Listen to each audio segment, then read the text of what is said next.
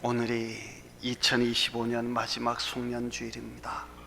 무슨 말씀을 할까 그러다가 여러분들이 잘 알고 있는 이 사마리아인의 비유를 한번 생각해 보자, 그런 생각을 했습니다.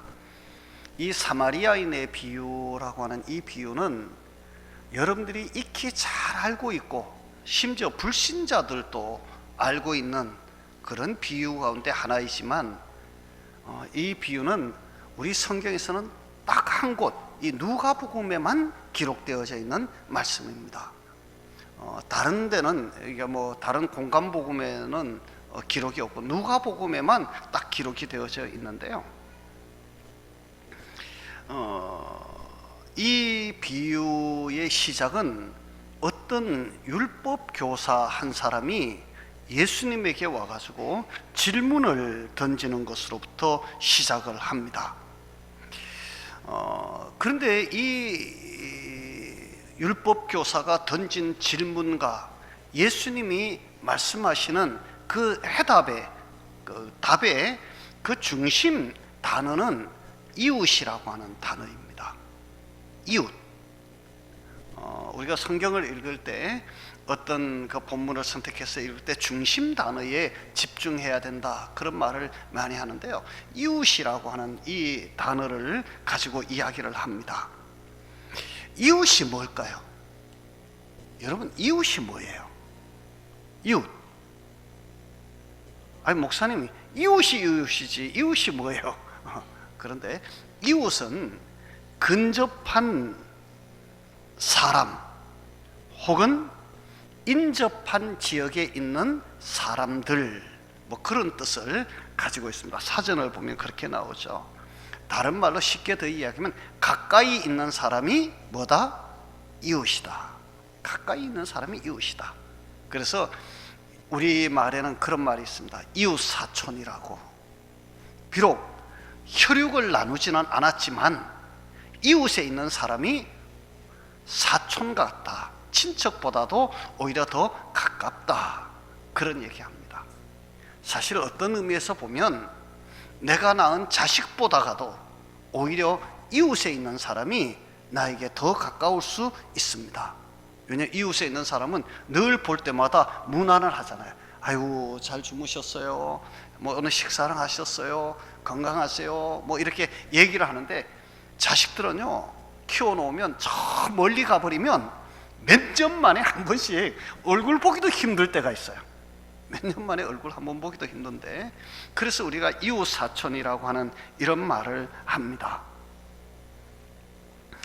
그런데 오늘 우리가 읽은 이 본문 말씀에서 예수님께서는 이웃에 대한 우리가 알고 있는 고정적인 관념, 가까이 있는 사람이 이웃이다, 이런 말을 하는 것이 아니라 이웃이라고 하는 이 말의 정의를 새롭게 내리는 그러한 모습을 우리가 보게 되어집니다. 자, 여러분, 오늘 이 본문은 어떤 율법교사가 예수님을 찾아오면서 시작을 합니다. 근데 이 율법교사가 예수님께 찾아와 가지고 대뜸 불쑥 이렇게 질문을 합니다. 선생님, 내가 무엇을 하여야 영생을 얻으리까? 이렇게 질문을 던집니다. 내가 무엇을 하면 영생을 얻겠습니까? 다른 말로 우리가 표현하면 내가 무엇을 하면 구원을 받겠습니까? 라고 하는 질문을 던집니다.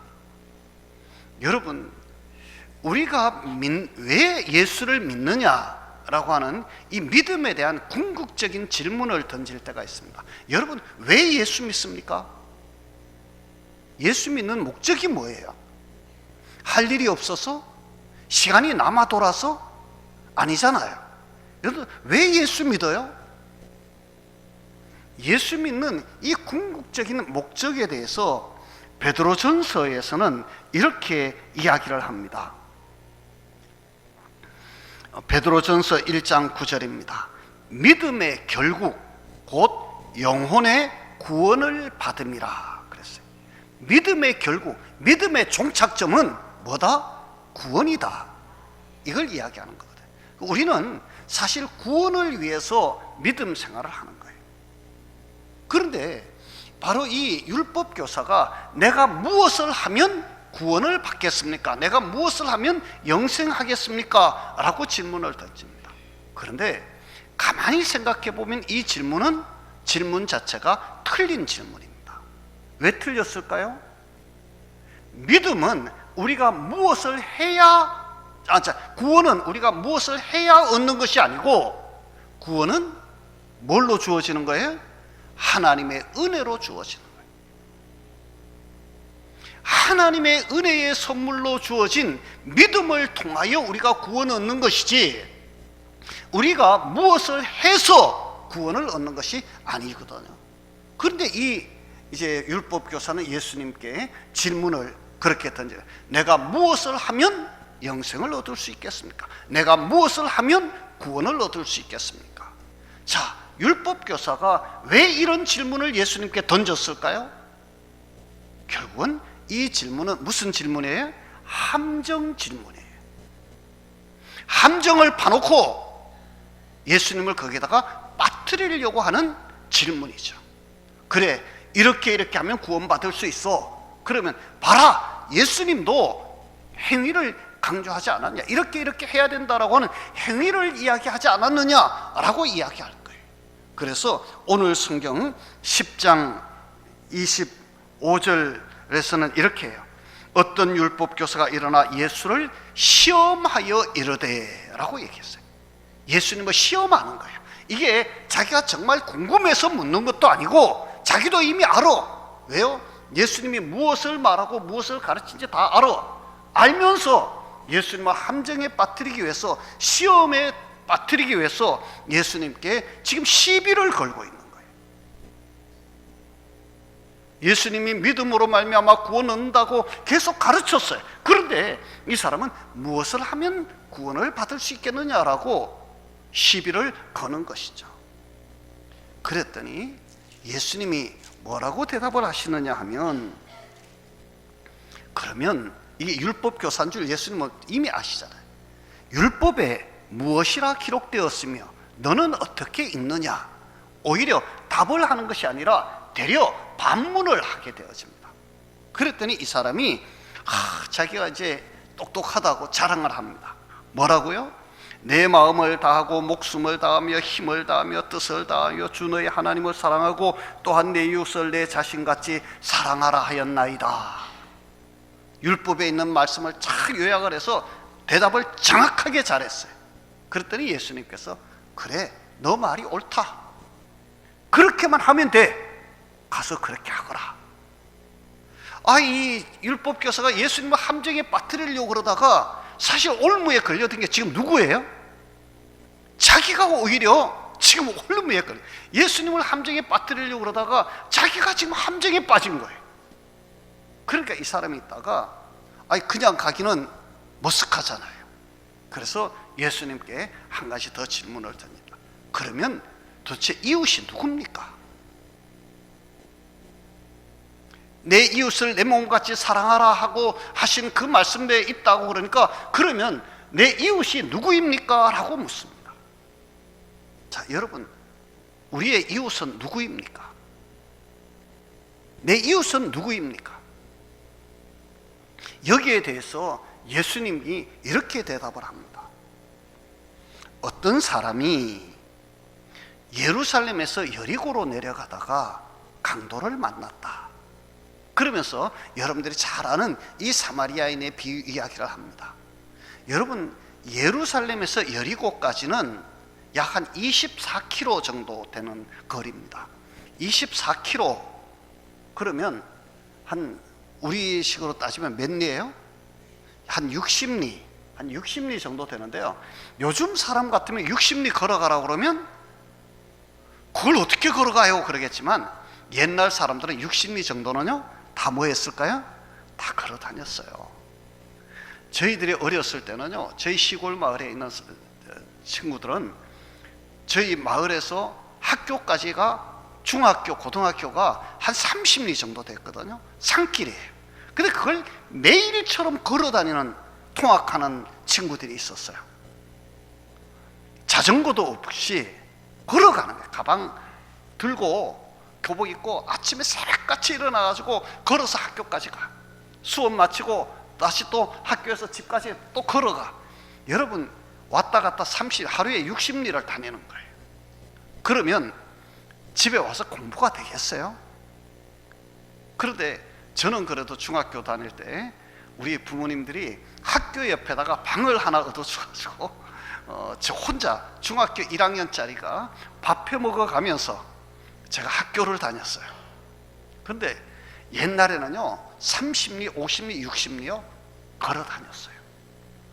그래서 이 사람도 그 거리를 걸어가는데요, 예루살렘에서 여리고까지 거리는 약 한 24km 정도 되는데 고도 차이, 고도 있잖아요, 높이 차이는 여리고보다가 예루살렘이 한 1.2km 정도가 더 높아요.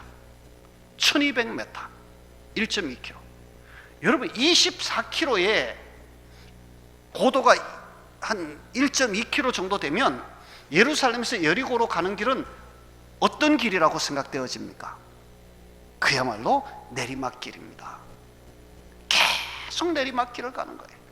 그것도 광야, 유대 광야를 지나서 이렇게 가는, 산악지역을 지나서 가는 이 산길을 계속 걸어서 내려가는 거예요. 그런데 여기에는 사람이 살지 않아요. 사람이 사는 곳이 아니에요. 그러다 보니까 그 길에 누가 지키고 있을까요? 강도들이 많아요. 그런데 어느 날 정말 어떤 한 사람이 예루살렘에서 여리고로 내려가다가 강도를 만났어요.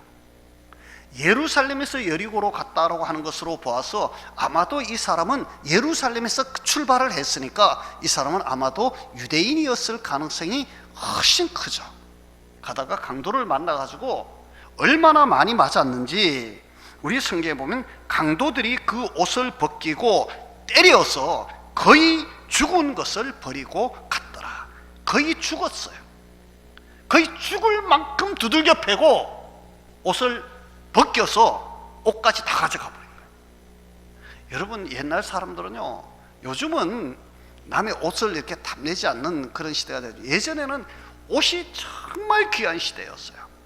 천이, 오죽 옷이 귀하고 그랬으면 예수님이 십자가에 달리셨을 때 그 속옷, 그 옷을 벗겨가지고 뭐 했어요? 그 군인들이 옷을 누가 가져갈 것이냐, 원래는 그 옷을 찢어가지고 자기 분깃만큼 가져가야 되는데 그럼 천을 못 쓰니까 군인들이 제비 뽑기 하잖아요. 누가 이 옷 가져갈까? 여러분 그 옷이 어떤 옷일까요? 한번 보세요. 예수님이 어젯밤에 정말 실컷 매를 맞았어요. 죽도록 매를 맞아서 등 허리가 여기가 채찍에 맞아서 다 찢어지고 온통 피투성이가 되었어요. 그러니까 그 속옷이라고 하는 것은 그야말로 피에 막 찌든 옷이에요. 피가 범벅이 된 그런 옷이다.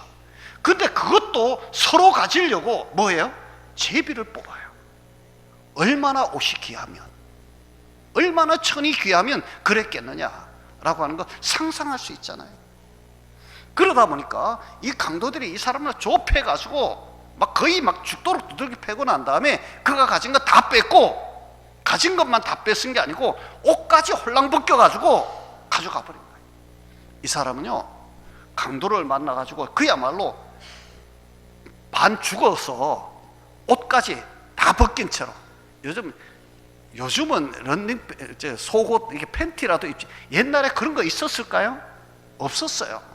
우리 성경에 보면 그래서 솔로몬 성전 짓고 그럴 때, 나중에도 마찬가지지만 성전을 지을 때 돌을 다듬거나 그럴 때 이게 걸터 앉지 말라고 하는 이유가 뭔지 아세요? 속옷을 안 입기 때문에 그냥 걸터 앉으면 이거 어떻게 되는 거예요? 이게 그야말로 진짜 민망한 이야기를 지금 하는 거예요. 그게 걸터 앉지 못하게 하는 거예요. 그럴 정도로 속옷 자체가 없어요. 그러니까 겉옷을 벗겨가 버리면 그야말로 빨가벗기는 거예요. 자, 그렇게 해가지고 강도를 만나 쓰러졌어요. 옷을 입으면 여러분 우리 사람을 이렇게 볼 때 저 사람이 어떤 사람이다 대강 알 수 있는 것 뭐 보고 알아요? 옷 보고 알아요. 옷을 어떻게 입었느냐 보고 아, 이 사람의 신분이 뭘 거다 대략 알아요. 그냥 옷 다 벗겨놓고 목욕탕에 가가지고 싹 벗고 목욕탕에 다 들어가 있으면 그 사람이고 그놈이, 우리 좀 표현이 그런데 그놈이고 그년이 그년이요. 다 비슷비슷해. 뭐 다를 게 별로 없어요. 그런데 이 강도 만난 사람 옷을 다 벗겨놨잖아요. 아무도 몰라요. 그런데 거기에 누가 지금 지나가느냐 하면 제사장이 한 사람이 지나가요. 제사장이 지나가다가 이 강도 만난 사람을 봤을까요? 못 봤을까요? 봤을 거예요. 아마 이 사람은 거의 죽은 상태지만 막 사람 소리가 나니까 살려주세요, 살려주세요 그랬을 거예요. 그런데 그냥 지나가요. 조금 있다니까 이번에는 레위인이 한 사람이 지나가요. 여러분, 왜 성경에서는 제사장이 지나갔다, 레위인이 지나갔다 이렇게 표현을 할까요? 그 사람이 제사장인지 알았다는 얘기예요. 그 사람이 레위인인지 알았다는 얘기예요. 뭐 때문에 알을까요? 조금 전에 제가 힌트를 줬어요. 그 사람들이 제사장의 옷을 입고 지나가는 거예요. 그 사람이 지금 레위인의 신분을 나타낼 수 있는 옷을 입고 지나가는 거예요. 그런데 모른 척 지나가요. 왜 모른 척 지나갔을까요? 왜 모른 척 지나갔어요? 제사장인데 남을 도우라고, 연약한 사람, 불쌍한 사람, 가난한 사람 도우라고 그렇게 얘기하던 제사장이 왜 그냥 지나갔을까? 레위인은 누구예요? 레위인은 여러분들 잘 알잖아요. 레위인이 누구예요? 야곱의 셋째 아들 레위의 직계 자손들을 레위인이라고 그러잖아요. 레위인 가운데서 제사장이 있고 제사장이 아닌 사람들을 여기서는 레위인이라고 얘기하는 거예요. 쉽게 얘기하면 오늘 본문을 보면 이렇게 표현한, 우리가 쉽게 이해하면 돼요. 강도 만난 사람이 막 이제 홀랑벗고 전청은 거의 죽어가는데 그 옆에 목사가 지나가다가 목사 모른 척 그냥 갔다는 거예요. 그 다음에 오래 예수 믿은 사람들, 뭐 부모가 장로님이고 뭐 부모가 목사님이고 하여튼 막 오래 예수 믿은 그 예수 믿은 집안의 가정에서 자란 어떤 사람들이, 그게 레위인이잖아요. 그 사람들이 지나가다가 그리고 그냥 가버렸다는 거예요. 왜 그랬을까? 왜? 성경은 기록하고 있지 않지만 아마 그들은 자신들의 믿음 때문이었을 것이라고 생각합니다. 왜냐하면 유대인의 정결례가 있어요. 유대인의 정결법. 제사장이 제사장 옷을 입고 왜 예루살렘에, 왜 그 길을 갔을까요? 레위인이 왜 그 길을 갔을까요? 뭐 하려고? 제사의 이 임무를 감당하려고 갔을 거예요. 레위인은 레위인의 임무를 감당하기 위해서 갔을 거예요. 그런데 지금 이렇게 가고 있는데, 가가지고 그 일을 해야 되는데 지금 자기가 지금 거의 맞아 죽어가는 이 사람, 피를 흘리고 아마 그럴 텐데 이게 죽었는지 살았는지 그걸 가서 피 묻은 사람을 이렇게 만져보면 내가 어떻게 돼요? 성경의 유대인의 정결의식에 의하면 피 묻은 사람, 죽어가는 시체 만지면 어떻게 돼요? 부정하게 돼요. 그러면 그 사람은 다시 정결례를 행하고 일주일 정도 정결 그 기간을 지나기 전까지는 아무것도 하지를 못해요. 그러니까 지금 자기가 이 제사장의 일을 하러 가는데 이 사람을 만지거나 이 사람을 돕거나 그러다가는 내가 가서 정작 해야 될 일을 나는 못한다고 생각하는 거예요. 그러니까 차라리 못 본 척 그냥 가버려요. 다른 말로 하면 이 사람들은 자기 신앙 때문에 오히려 정말 하나님의 말씀을 지키지 못한, 내 이웃을 내 몸같이 사랑하라고 하는 이 말씀을 지키지 못한 신앙을 핑계 삼아 그냥 피신해 가버린 사람이라 그 말이죠. 참 아이러니가 아닐 수가 없어요. 그런데 그 옆에 지금 마지막으로 누가 지나가다가 사마리아인이 지나가다가 이 강도 만난 사람을 보았어요. 이 사마리아인은요, 그 강도 만난 사람을 보자마자 얼른 내려가가지고 그 사람을 도와주는 거예요. 그가 가지고 있던 포도주를 가지고 그를 씻기고 상처를 싸매고, 그리고 자기가 타고 가던 이 나귀에다가 그 사람을 얹어가지고 그 사람을 데리고 저 여리고까지가 주막에 가가지고, 여관이죠, 가가지고 그곳에 가서 하룻밤 자면서 그 사람 잘 돌봐주고, 그 다음날 아침에 떠나면서 주막 주인한테 두 데나리온이 얼마 정도 가치일까? 요즘 두 데나리온은 노동자 한 사람의 하루 품삯이거든요. 한 데나리온이. 그러면 요즘 노동자 한 사람 하루 품삯이 일당이 한 얼마 정도 치면 돼요? 15만 원? 평균 한 15만 원 치면, 그러면 두 데나리오면 얼마라는 얘기야? 한 30만 원 된다는 얘기잖아요. 그렇죠, 그죠? 그 30만 원을 돈을 그 여관 주인한테 주면서 내가 다시 올 때까지 이 사람을 잘 좀 치료해 주라고. 그리고 만약 내가 왔을 때 돈이 더 들었으면 내가 그때 더 돈을 낼 테니까 이 사람 좀 잘 치료해서 이렇게 보내주라고, 그렇게 부탁을 하고 가는 거예요. 여러분, 이 사마리아인은요, 이 강도 만난 사람 아는 사람이에요, 모르는 사람이에요? 전혀 모르는 사람. 그런데 이 사마리아인은 누구냐라고 하는 문제가 생겨요. 사마리아인은 어떤 사람일까요? 사마리아인은 말 그대로 북이스라엘의 수도가 사마리아였어요. 북쪽 이스라엘, 남쪽은 유다 왕국의 수도는 예루살렘이고 북쪽 이스라엘의 수도가 이 사마리아라고 하는 곳인데요, 이 사마리아가 이게 멸망을 할 때 이 아말렉의 군사들이 와가지고 이 사마리아 사람들을 이게 혼혈을 시켰어요. 그러니까 이방화시키기 위해서 유대인들이 하도 이제 우리 식으로 하면 저잘난 예수 믿고, 우리가 하나님 믿고 우리는 선민이다 막 그러니까, 그래 선민, 너희들 한번 선민 노릇 한번 해봐라. 그래가지고 여자들은 다 강간을 하고 막 이런 식으로 해가지고 이방인의 아이를 낳게만. 그리고 그 사마리아에 사는 남자들은 자기들 여자들하고 막 강제로 결혼을 시키는 거야. 안 그러면 죽이니까. 그 강제로 혼혈을 시켜버렸어요. 자, 그러니까 이제 그러고 난 다음에 세월이 이제 흐르잖아요. 자, 여러분, 그러고 난 다음에 한 600년, 700년 시간이 이제 흘렀잖아요. 자, 그러다 보니까 정통 유대인들, 남쪽 유다, 이제 예루살렘이나 유대에 사는 사람들의 입장에서는 저 사마리아 사람들은 저거는 인간도 아니야. 순수한 이방인보다도 더 나쁜 것들이야. 쉽게 얘기하면 혼혈이 되잖아. 자기 몸을 더럽히고 피를 섞은 사람들이잖아. 그래서 쉽게 얘기하면 유대인들의 생각은 사마리아 사람은 이건 개만도 못한 인간이, 그러니까 상종 자체를 안 해. 상종 자체를. 그러니까 상종 자체를 안 할 뿐만 아니라 유대인들은 사마리아 땅을 거슬러 지나가지도 않아. 거슬러 지나가지도 않아. 왜요? 그 땅으로 지나가면 내 몸이 더러워진다고. 자, 그렇게 막 서로 간에, 그러니까 그럼 사마리아 사람들은 그 유대인들을 보기를 어떻게 할까요? 사마리아 사람들은 유대인들을 그러면 좋게 볼까요? 아니요.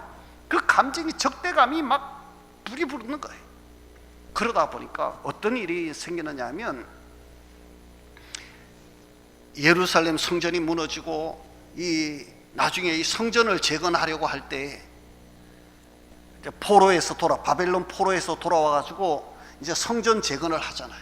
그 성전 재건을 하는데 돈이 많이 필요하잖아요. 포로에서 갓 돌아온 사람들이니까. 그러니까 북쪽 이스라엘, 이 사마리아 사람들은 포로로 잡혀가지 않았잖아요. 그러니까 그 사람들이 우리도 같은 이스라엘 사람이니까 우리가 좀 도울게. 그래가지고 자기들이 돈을 모아가지고 예루살렘 성전을 짓는데 우리가 보태겠다고 돈을 가지고 온 거예요. 포로에서 돌아왔던 이게 포로로 잡혀갔다 돌아온 유대인들이 그 돈 받았을까요? 안 받았을까요? 물어봅시다. 받았을 것 같아요? 안 받았을 것 같아요? 안 받아요. 차라리 유대인들은 그런 거예요. 우리가 혀를 깨물고 모래에다가 처박혀서 죽는 한이 있어도 더러운 너희들의 돈은 안 받아. 그 돈 가지고 우리가 하나님의 성전 짓는데 보태고 우리는 그건 못해. 한 칼로 거절해요. 그러면 이 사람들은, 그렇게 거절당한 사마리아인들은 가만히 있을까요? 그 예루살렘 성전이 잘 지어지도록 이렇게 기원하고 빌어주고 그랬을까요? 아니요. 못 짓게 방해를 하는 거예요. 못 짓게. 성전 못 짓게. 어떻게 방해를 할까요? 자기들이 그 모아놓던 돈을 가지고 오히려 로비를 하는 거예요. 이방 사람들한테 우리가 이 돈 줄 테니까 거기다 물자 대주지 마라, 백향목 같은 거 갖다 주지 마라, 뭐 하지 마라. 방해를 하는 거예요. 방해를. 그러니까 유대인들은 어떻게 할까요? 더 미운 거죠. 저 놈들이 이래가지고요, 유대인들과 사마리아인들은 이거는 서로 있잖아요, 얼굴도 안 보는 사이. 그런데 그 사마리아인이 지금 유대인을 지금 돕고 있는 거예요. 그 사람을 위해서 자신의 모든 시간과 물질을 허비하는. 제가 시간이 자꾸 이게 얘기 길어졌는데 빨리 끝낼게요. 자, 그러다 보니까 이 사마리아인이요, 그 사람을 도왔어요. 예수님께서 그 이야기를 쭉 해놓고 한 다음에 하는 소리가, 너 생각에 누가 이 강도 만난 사람의 이웃이냐? 거룩한 제사장이냐? 아니면 레위인이냐? 아니면 너희들이 그렇게 경멸했지만 정말 정성으로 와서 도와주었던 이 사마리아인이 이웃이냐? 이 율법 교사한테 그렇게 질문을 하는 거예요. 율법 교사의 생각에는 사마리아인은 상종하면 돼, 안 돼? 이거 안 돼. 말도 섞을 수 없는 사람. 그런데 그 이야기를 듣고 누가 너희의 이웃이, 누가 그 사람 강도 만난 사람의 이웃이냐라고 물었을 때, 제사장입니다. 그럴 수 있어요? 레위인입니다. 그럴 수 있어요? 못해요. 누구라고요? 그러니까 이 사람이 사마리아인입니다 라고도 얘기를 못해요. 뭐라고 할까요? 우리 성경은 그렇게 말해요. 자비를 베푼 자니이다. 자비를 베푼 자니이다. 그러니까 그 말로 이 대답이 끝나요. 예수님께서는 누가 너희의 진정한 이웃이냐? 여러분, 거리가 가깝다고 이웃인가요? 아니요. 정말 서로가 어떤 관계인지도 모르지만 서로를 향해서 마음을 주고 자비를 베풀어 줄 수 있는 사람이 바로 우리의 이웃이라고 하는 이야기예요. 그러면서 우리 성경은 가서 너도 이와 같이 하라, 이렇게 얘기를 해요. 이 말에는 굉장히 중요한 의미가 있어요. 이웃은, 여러분들, 이웃을 만든다라고 하는 것은 내가 이웃이 되어주는 거예요. 내가 이웃이 되어줄 때 그 사람이 내 이웃인 거예요. 가서 너도 이와 같이 하라. 그 말은 너도 가서 사마리아인과 같이 자비를 베풀어 주어라. 그러면 너가 바로 그 사람의 이웃이 될 것이다. 이웃은 내가 되어주는 것입니다. 그리고 유대인의 입장에서는 그 선한 사마리아인의 호의를 받아들일 수 있을 때 그것이 바로 이웃이 되는 것입니다. 어떤 사람들은요, 호의를 베풀려고 해도 못 받는 사람이 있어요. 못 받는 사람, 이웃이 못 되는 거예요.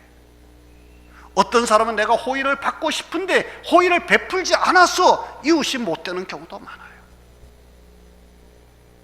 서로가 서로를 생각해주고 도울 수 있는 사이, 도움을 줄 수 있고 도움을 받을 수 있는 사이, 그것이 바로 선한 이웃이라고 우리 성경은 가르치고 있는 것입니다.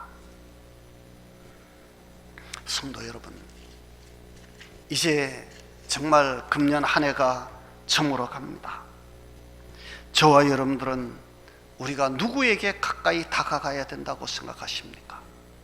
누가 여러분에게 가까이 다가오기를 원하십니까? 여러분들의 이웃은 누구이고 여러분들은 누구를 이웃으로 만들려고 하십니까? 세상은 혼자 사는 세상이 절대로 아닙니다. 에이씨, 나는 혼자 살아. 여러분, 그러지 마세요. 그거는 말이 안 되는 것입니다. 사람은 혼자 사는 존재가 아닙니다. 여러분, 어렵고 힘든 사람을 보면 우리 같이 돕고 살아가시기 바랍니다. 베풀면서 살아가시기 바랍니다. 손을 내밀고 내민 손을 잡을 줄 아는 그런 따뜻한 사람이 되시기 바랍니다. 오늘 2025년 연말을 보내면서 이 말씀으로 오늘 이 한 해를 마무리하려고 합니다. 여러분들에게 하나님의 은혜가 있으시기 바랍니다. 우리 기도하겠습니다. 하나님